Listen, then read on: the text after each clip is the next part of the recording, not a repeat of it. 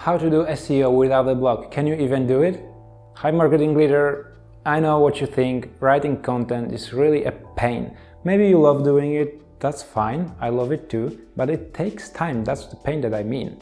And we are all about efficiency, saving time, improving SEO at the same time, maybe, hopefully. That's the topic of today's video, so I hope you found the right one.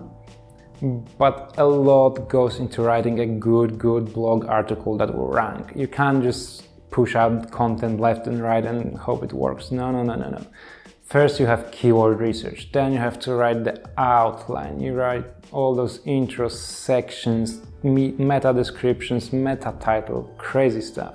And of course, as we all know, the job doesn't end when you publish the article. You still have to promote it, and probably some of the experts say that you should spend 20% time writing and 80% promoting your content. So it's really a huge effort. So can we do it without that? Can we skip that maybe, or maybe do it less often? Let's find out. But first, for a bit of context, let's explore 5 SEO ranking factors. I will simplify them a bit, so don't worry if it's not perfect. First one, obviously high quality content. You can't rank with crap content, that's obvious. Second, that content has to have virality, right? So people need to be talking about it, people need to love it, need to share it with others. 3, the structure of internal links on your website. That will help people discover your content. Obviously, if you never link to that article, nobody will ever find it, right? 4, and that's a bit less about content, but it's the ease of use of your website. If it's hard to navigate, maybe your buttons have weird shapes, maybe contrast rate is bad. Can you imagine? You can't see what's written on that button, you will just leave, nobody will read that. And finally, number 5, it's close to our heart because it's technical SEO. We won't cover that in detail, but I will let you know why I've mentioned that just in a second. When I do quick maths, I come to the conclusion that we can do about 70% of the SEO job without the need to write new content. That's amazing. I love that. I love writing content, don't get me wrong, but if I can get by without doing it, please. One final disclaimer before I get into the first tip. I do not encourage not having a blog, not publishing at all. No. I just want you to know that the misconception that you have to publish every single day, every week, every month, whatever, you don't need to. You can take it slow and you can still do great work with SEO without writing new content. So the first tip will probably come as a surprise to you, and I mean that you should optimize your conversion pages. Not content, conversion pages, because in the end, all of your content pieces will lead users towards that conversion, right? Whether that's purchase, subscription, get in touch, sign up to the newsletter. You need to have that page optimized for conversions. And on the same note, people need to understand what it's all about. So you need to invest in your branding, maybe use frameworks to make it extremely obvious what you are all about. StoryBrand 7 is a great framework that we love here at Nercos. Check it out, check other branding frameworks, maybe talk to a branding agency just to clarify your message. Please do it, it will make everything so much better. And number 2, I could probably talk for hours about it, but you need to make sure you are writing for the web. What do I mean by that? Well, whatever you've learned on your English lessons or whatever your native language is, please forget like half of it, at least half of it. That's not how you write on the web. You don't write essays, stories, all of that.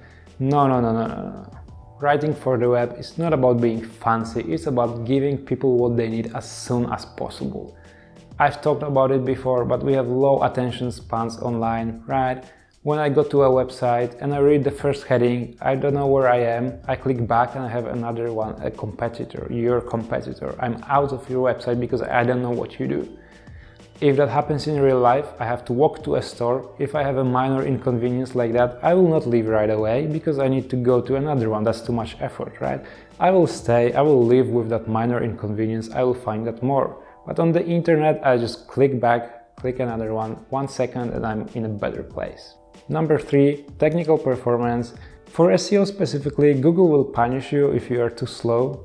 Of course, people go to a website, it loads slow, they will leave, it will send a signal to Google that they are leaving often, it will go down.